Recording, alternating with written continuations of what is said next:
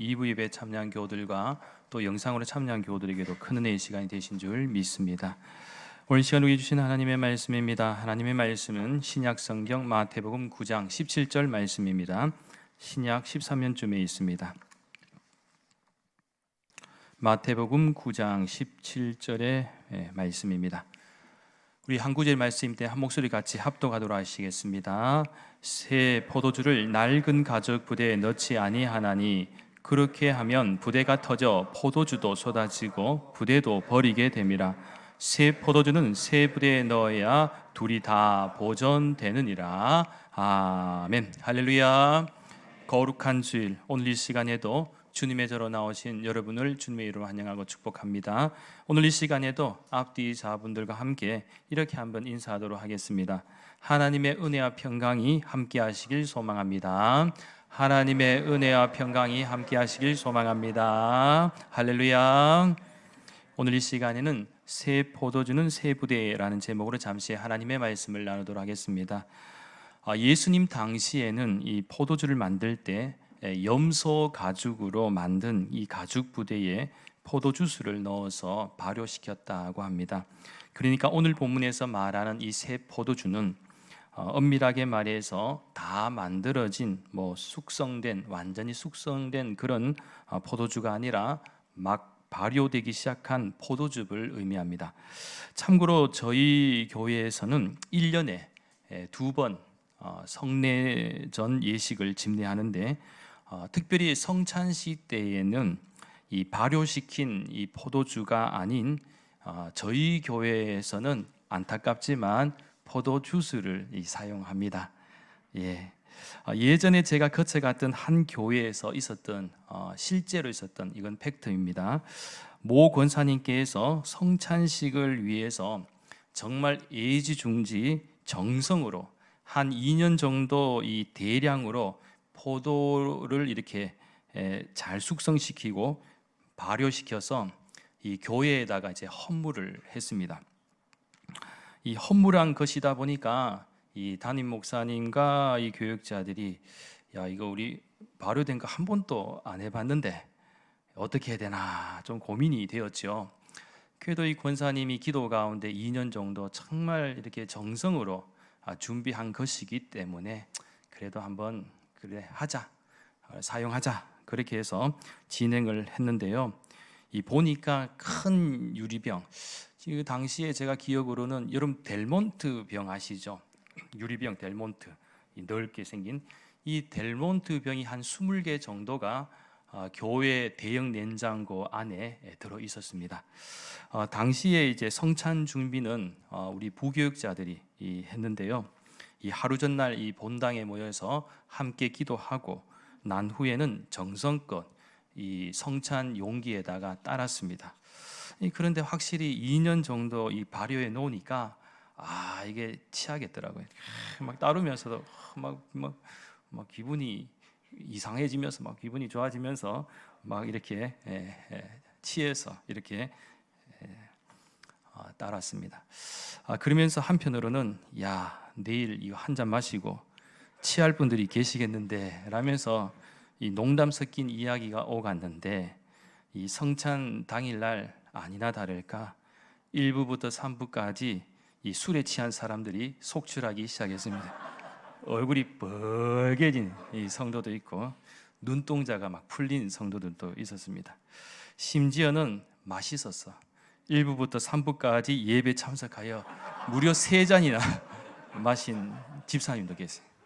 이게 내가 어떻게 아느냐면 그날 이제 제가 1부부터 3부까지 예배를 이제 인도하는 담당을 맡았기 때문에 평상시에 저 집사님은 예배 한 번밖에 참석 안 하는데 그날따라 성령의 은혜가 임했는지 보이잖아요. 막 3번이나 나왔길래 나중에 마지막 3부 예배 마치고 인사 나누면서 와 집사님 대단하십니다. 오늘 이렇게 3부 예배까지 이렇게 나오시냐 하니까 저한테 귀에 살짝 대고 하는 얘기가 목사님 포도주가 숙성이 잘 돼. 이 성령에 취한 것이 아니라 이 술에 취해. 아무튼 그런 에피소드가 있었습니다. 물론 이제 그 후로는 포도주스로 아마 지금도 진행하고 있는 것 같은데요. 사실 포도즙이 발효되기 시작하면 이산화탄소 가스가 나옵니다. 그리고 가스가 팽창하면서 이 가죽 부대가 늘어납니다. 새 가죽 부대는 신축성과 유연성이 있어서 잘 팽창합니다. 그러나 이 오래 사용된 낡은 가죽 부대는 포도즙을 넣게 되면 더 이상 늘어나지 못해서 결국 터지고 맙니다. 따라서 오늘 이 시간에는 비록 한 구절의 말씀이긴 하지만 이 오늘 본문의 말씀을 통하여 우리가 배울 수 있는 교훈이 무엇인지를 크게 세 가지 관점에서 간략히 말씀을 좀 나누도록 하겠습니다. 첫째는 새 포도주와 같은 성도가 되어야 합니다. 사실 오늘 본문 17절에서 예수님께서 하신 말씀은 바로 앞에 14절 말씀에 대한 답변이다라고 볼 수가 있습니다.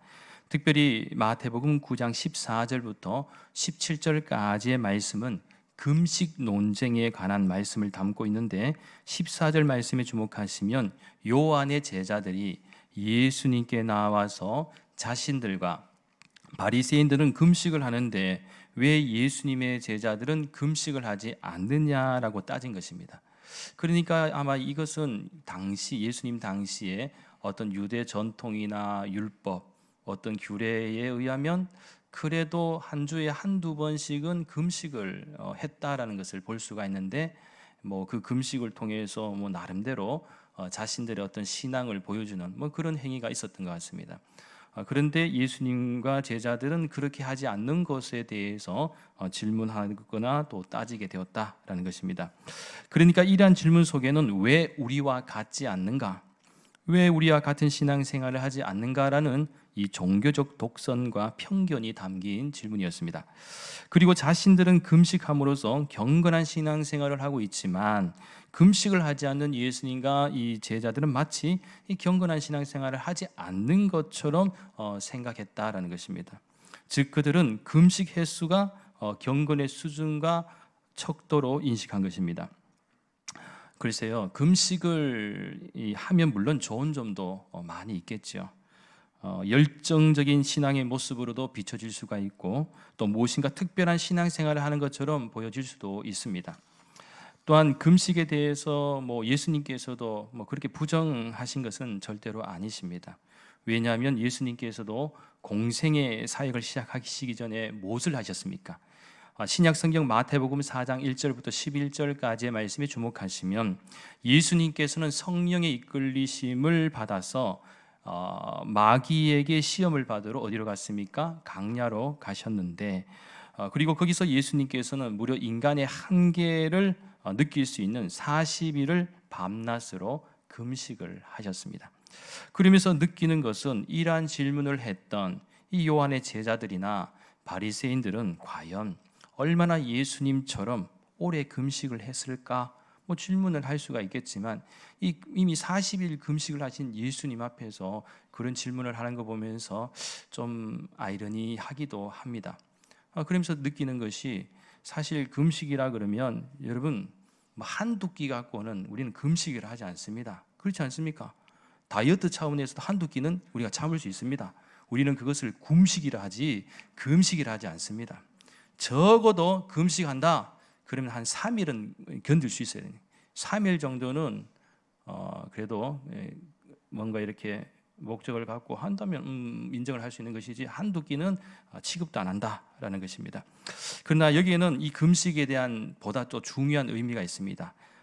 금식에 대한 정신과 본질이 있는데 그것은 바로 이 회개와 절제, 근신에 있었습니다. 그래서 구약시대 때에도 하나님께서는 이스라엘 백성들이 죄를 지었을 때에 회개를 요구하시면서 무엇을 명하셨냐면 금식을 명하시는 경우가 있었습니다. 이러한 사실은 구약성경 요엘서 1장 14절 말씀에서도 발견할 수가 있습니다. 너희는 금식일을 정하고 성회를 소집하여 장로들과 이 땅의 모든 주민들을 너희 하나님 여호와의 성전으로 모으고 여호와께 부르짖을지어다. 그렇게 우리는 항상 금식을 한다라고 하면 이 무엇을 위한 금식인지에 대한 분명한 신앙의 본질과 또 의미를 잘 기억해야 합니다. 그렇지 않고 단순히 근식함으로써 마치 인본주의적인 이 금욕주의자들처럼 행동하면 하나님이 말씀하시는 이 금식의 기준과는 전혀 다르다라는 사실입니다. 예를 들면 금식은 우리 기독교에서만 하는 것이 아니라 대체적으로 이 모든 종교에서도 강조하고 있습니다. 그런데 인본주의적 금욕주의자들이 강조하는 대부분의 금식의 목적은 자기 자신의 육체의 욕망을 금식으로 없애려는 그런 시도도 있습니다만 사실 절대로 쉽지는 않죠. 그리고 사람들에게 자신의 경건을 보이려고 하는 의도도 깔려 있습니다. 그러나 성경이 가르치는 금식의 정신은 절대로 그렇지가 않습니다. 우리가 금식하는 이유는 혹시 우리 자신에게 죄가 있다면 그 죄를 회개시키기 위해서, 또 그리고 주님을 위해서, 나아가 기도와 은사의 능력을 더하기 위해서 하는 신앙적인 금식이다라는 것입니다. 무엇보다 예수님은 이 금식을 부정하지는 않으셨지만 그러나 이보다 더 중요한 정신이 있음을 가르쳐 줬는데 아주 강하게 강조하신 것이 무엇입니까? 바로 하나님 사랑, 이웃 사랑이죠. 결국 사랑의 정신이 더 중요하다라는 것을 평상시에도 말씀하셨습니다. 그래서 신약 성경 요한복음 14장 21절 말씀에서 예수님께서는 나의 계명을 지키는 자라야 나를 사랑하는 자니 나를 사랑하는 자는 내 아버지께 사랑을 받을 것이요 나도 그를 사랑하여 그에게 나를 나타내리라고 말씀하셨는데, 금식보다 더 중요한 정신이 있다는 사실을 우리들에게 잘 가르쳐주는 대목입니다. 따라서 요한의 제자들이나 이 바리새인들의 관점이 심각하고도 위험한 요소가 담겨져 있는 것은 항상 자신이 생각하는 기준과 가치관에 맞지 않으면 잘못된 것이라고 쉽게 판단하고 정죄할 수가 있기 때문입니다. 그런 의미에서 사람마다 은혜의 경험과 그 신앙 표현이 다 같을 수는 없지요. 그리고 무엇보다 중요한 것은 겉이 아니라 이 속에 있는 신앙의 진정성이 더 중요합니다. 예를 들면 아무리 신앙의 표현이 경건해 보이고 거룩하게 보여도 그의 인격에, 그의 삶에 복음의 열매와 성령의 열매를 맺지 못하면 이 모두 가짜다라는 것입니다. 그러니까 아무리 금식을 많이 한다 할지라도 실제적으로 나는 이렇게 경건해 보이는 모습을 보인다고 행동을 해도 실제적으로 삶 속에서 내가 만나는 사람들에게 사랑을 전할 수도 없고 또 여러 가지 섬김도 없고, 그죠? 정말 이렇게 선한 일들을 행하지 않으면서 그저 그 금식한다는 그 자체 하나만으로 뭔가가 우월한 신앙을 가지고 있다면 그것은 잘못됐다는 것입니다. 정직하지가 못하지요. 순수하지가 못하지요. 그래서 이솝우화 중에 까마귀 이야기가 있습니다. 어느 날 까마귀가 비둘기들이 이렇게 모여서 노는 것을 보고 보니까 비둘기들이 원래 때로 모여 있지 않습니까? 노는 모습을 보니까 너무 부러운 거예요. 자기는 독고다이처럼 혼자 이렇게 있는데 막 올려놓은 게 부러워서 자기도 틈에 끼어보려고 온몸에 밀가루를 뒤집어 쓰고는 한동안 이 비둘기들과 잘 놀고 있었습니다. 그런데 갑자기 이 소나기가 막 내리니까 어떻게 됐습니까? 뒤집어 쓴 밀가루가 흘러내려서 까마귀라는 것을 결국 들통이 나버린 것이죠. 그러면서 그 무리에서 쫓겨났다는 이야기입니다. 그래서 이 이야기의 핵심은 가짜는 언젠가 들통이 나기에 정직하게 살아야 한다라는 교훈을 담고 있습니다. 사실 어떻게 보면 예수님께서 새 포도주와 새 부대를 말씀하신 것은 그들이 가지고 있는 한계, 그 당시에 어떤 종교 지도자들 또 유대인들이 또 가지고 있는 이 한계, 낡은 가죽 부대와도 같은 생각과 관점들을 터뜨리신 것과도 같습니다. 이 낡은 가죽 부대는 어쩌면 우리들에게 너무나도 익숙한 간습이나 제도, 습관, 고정관념, 나아가 선입견과 편견이 될 수도 있습니다. 자, 이러한 모습은 절대로 새롭게 변화될 수가 없다는 것입니다. 마찬가지로 오늘날에도 우리가 살아가는 현실에서는 여전히 이 자신의 모습을 정직하게 보지 못하고 다른 사람들을 정죄하고 비판하는데 열을 올리는 사람들이 있습니다. 그러면서 자기가 곧 정의이고 또 옳은 것처럼 행동하는 사람들도 있죠. 또한 자기는 아닌 척 행동하는 사람들도 있습니다. 그런데 조금만 더 시간을 두고 보면 아닌 척하면서 뒤로 자신의 이익과 욕망을 여지없이 챙기는 사람들로 가득합니다. 한마디로 이것은 위선입니다. 그런 사람들에게 예수님은 새 포도주는 새 부대에 넣어야 된다라고 말씀하시죠. 그렇지 않으면 언젠가는 터져버릴 것이다. 따라서 올 한 해 우리 대구 난강교회 모든 믿음의 가정들은 우리 안에 너무나도 익숙한 것들로부터 결별할 수 있고, 또 나아가 우리 안에 있는 인식의 한계를 벗어버리며 보다 세상을 진실하고 순수한 눈으로, 또 정직한 눈으로, 나아가 믿음의 눈으로 바라볼 수 있는 은혜가 있기를 간절히 소망합니다. 그래서 잘못된 것들이 발효해서 결국 터져버리는 상황이 오지 않기를 간절히 소망합니다. 둘째는 새 부대를 준비해야 하나님의 은혜로 채울 수가 있습니다. 여기서 새 부대를 준비한다는 것은 우리가 새롭게 변화될 수 있는 공간을 마련하는 것으로도 이해할 수가 있는데요. 즉 여기서 새 부대는 우리의 생각과 마음이다라는 것입니다. 그리고 새 포도주는 살아있는 유기체와도 같습니다. 이 자꾸 발효합니다. 그래서 낡은 가죽 부대로는 감당할 수가 없습니다. 요즘 현대에는 유리병이나 특수한 용기들이 많이 생산되어서 이러한 걱정이 별로 없지만 예수님 당시 이 가죽 부대, 염소 가죽으로 만든 이런 가죽 부대는요 반드시 한계점이 있었다는 것입니다. 그래서 예수님께서도 당시 종교 지도자들이나 유대인들을 바라보셨던 시선은 그들이 낡은 인본주의적 종교 의식과 율법 안에 갇혀 이 진리를 보지 못하는 것에 대한 안타까움을 예수님은 가지고 계셨습니다. 그 결과가 어떠했습니까? 예수님을 십자가에 내어주고 죄인 중에 죄인인 바라바를 놓아주었습니다. 이 진리를 보지 못하니까 그런 잘못된 일들 결과를 만들어갔던 것입니다. 그렇게 우리는 늘 새 부대를 준비해야 합니다. 그리고 준비하는 것으로 끝나는 것이 아니라 항상 하나님의 은혜로 채워야 된다는 것. 절대로 낡은 신앙의 관습과 제도, 나아가 우리의 편견과 인식의 한계에 갇혀버리면 하나님의 은혜를 받을 수가 없다라는 것입니다. 아마 요즘 우리 교우들께서도 많이 느끼고 계시겠지만 현재 우리 대한민국 사회는 그 어느 때보다도 양극화와 극단주의의 끝을 보고 있는 것 같습니다.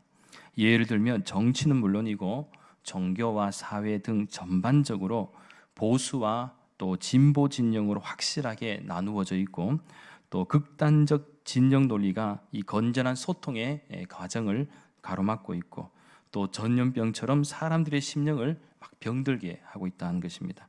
그리고 사람들의 마음과 정신이 병이 드니까 지금 뭐가 더 심각하게 나타나는가 하면 단순히 양극화와 극단주의를 넘어서 이 극단적인 혐오주의가 지금 우리 사회에 얼마나 팽배해 있는지 모릅니다.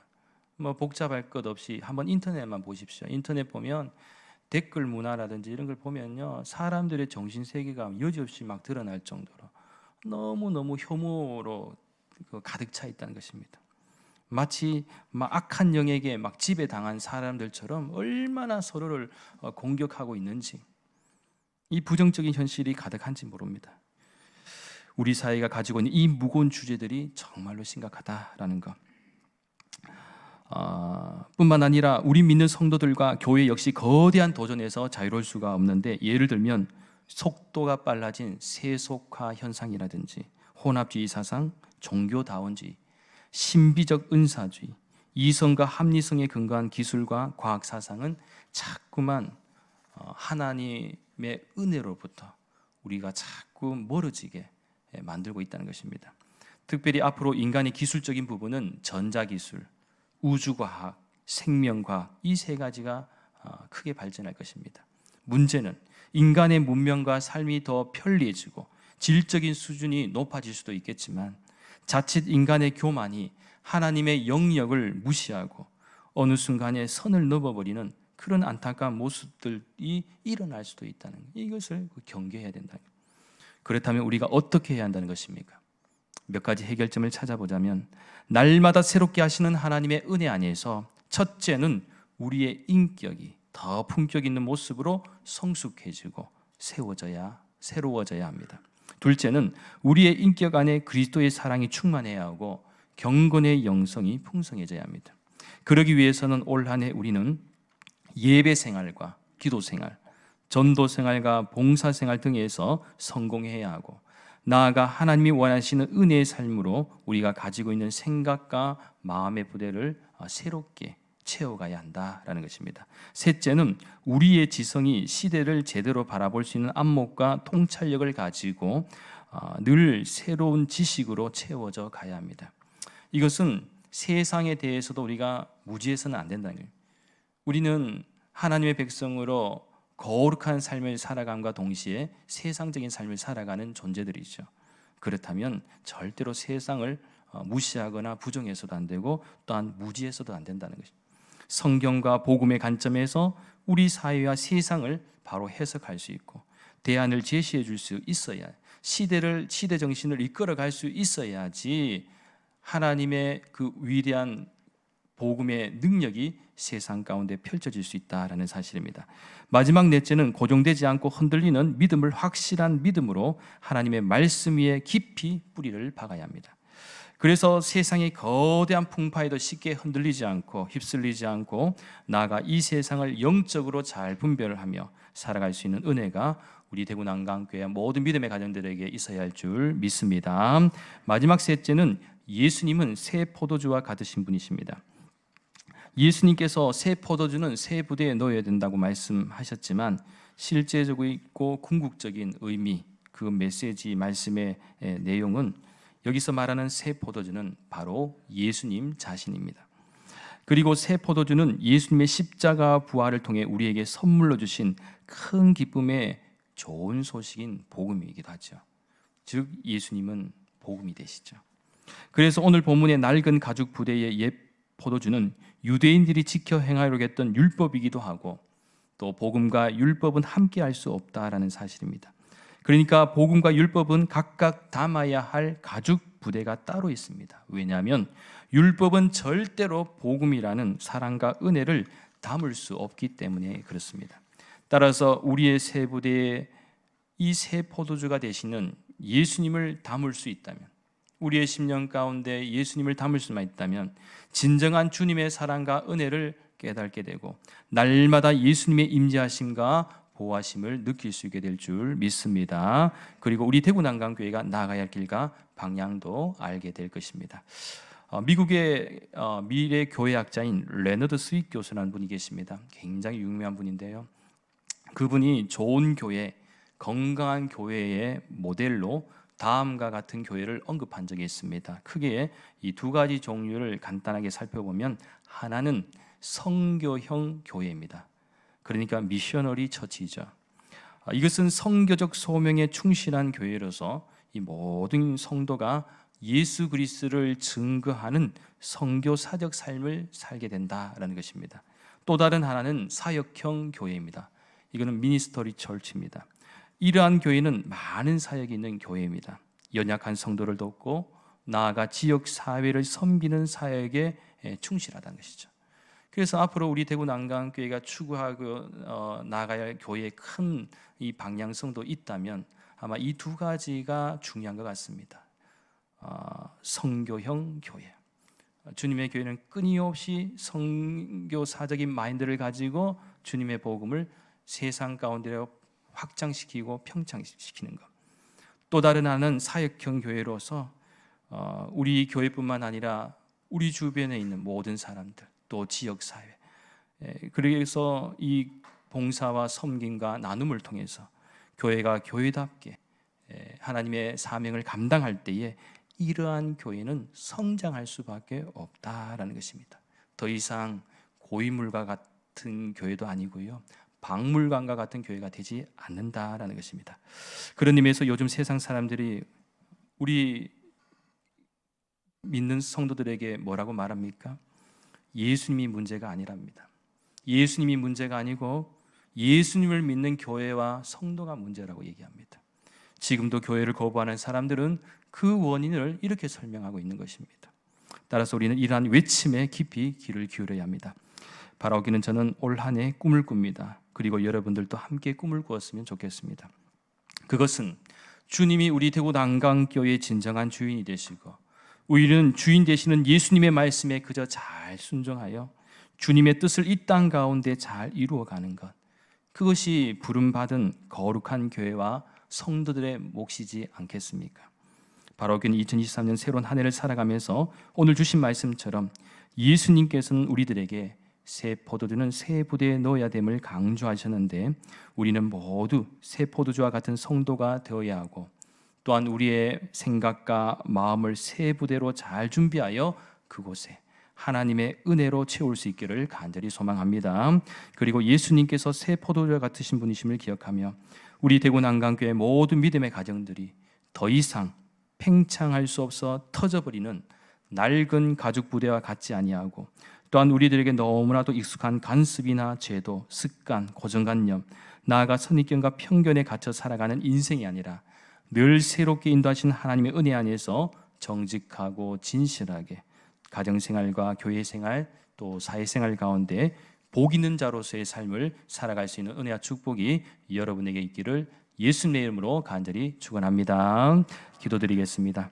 거룩하신 하나님, 새 포도주는 새 부대에 넣어야 된다고 말씀하신 예수님의 말씀에 의지하여 올 한 해는 정말 하나님이 기뻐 받으시고 영광 받으시는 새 포도주와 같은 성도, 교회, 가정이 되게 역사하여 주시옵소서. 그래서 주님의 은혜 안에서 부흥성장하는 우리 대구 난강교회에게 역사하여 주시옵소서. 감사드리며 모든 말씀 거룩하신 예수님의 이름으로 간절히 기도하옵나이다.